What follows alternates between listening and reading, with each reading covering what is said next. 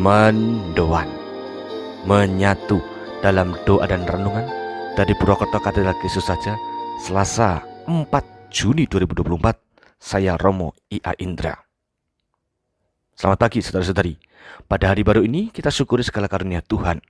Syukur inilah yang semoga menjadi kemudi kita dalam beraktivitas, sehingga kita tetap setia pada putusan dan kehendak Allah yang diberikannya bagi kita masing-masing. Maka kita songsong hari ini dengan berbekal renungan dari Injil Markus bab 12 ayat 13 sampai dengan 17.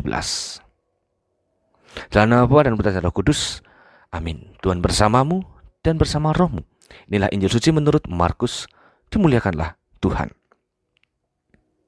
Pada waktu itu beberapa orang Farisi dan Herodian disuruh menghadap Yesus untuk menjada dia dengan satu pertanyaan. Orang-orang itu datang dan berkata kepadanya, "Guru, kami tahu engkau adalah orang yang jujur. Engkau tidak takut kepada siapapun, sebab engkau tidak mencari muka, tetapi dengan jujur mengajarkan jalan Allah. Nah, bolehkah kita membayar pajak kepada kaisar atau tidak?" Tetapi Yesus mengetahui kemunafikan mereka, lalu berkata kepada mereka, "Mengapa kalian mencobai aku? Tunjukkanlah 1 dinar untuk kulihat." Mereka menunjukkan sekeping dinar. Lalu Yesus bertanya, "Gambar dan tulisan siapakah ini?" Jawab mereka, "Gambar dan tulisan kaisar." Maka Yesus berkata kepada mereka, "Berikanlah kepada kaisar apa yang menjadi hak kaisar, dan kepada Allah apa yang menjadi hak Allah." Mereka semua sangat heran mendengar dia. Demikianlah sabda Tuhan. Terpujilah Kristus.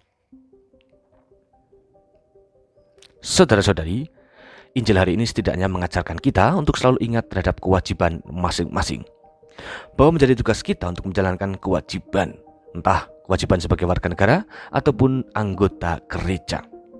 Berikanlah kepada kaisar apa yang menjadi hak kaisar, dan kepada Allah apa yang menjadi hak Allah. Pesan Yesus ini menuntut kita untuk hidup dalam keadilan. Tidak boleh menomorsatukan sesuatu yang akhirnya melalaikan kewajiban lainnya.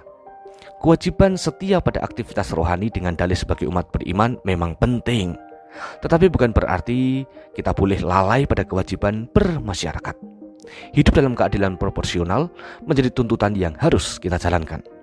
Maka ketika kita aktif di gereja, kita juga harus melibatkan diri pula dalam hidup bermasyarakat, ataupun sebaliknya. Dengan keseimbangan menjalankan kewajiban yang demikian, maka kehidupan yang kita bangun akan melahirkan kedamaian dan kesejahteraan bersama. Yesus menuntut murid-muridnya untuk bisa hidup dan tinggal di segala macam tempat. Kriteria sebagai orang beriman seharusnya terwujud juga dalam kriteria orang bernegara.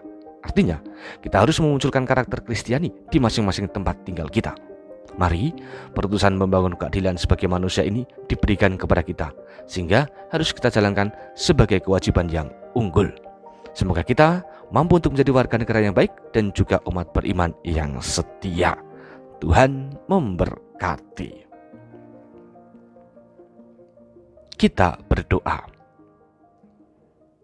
Allah Bapa Maha Kuasa, Engkaulah yang kami andalkan.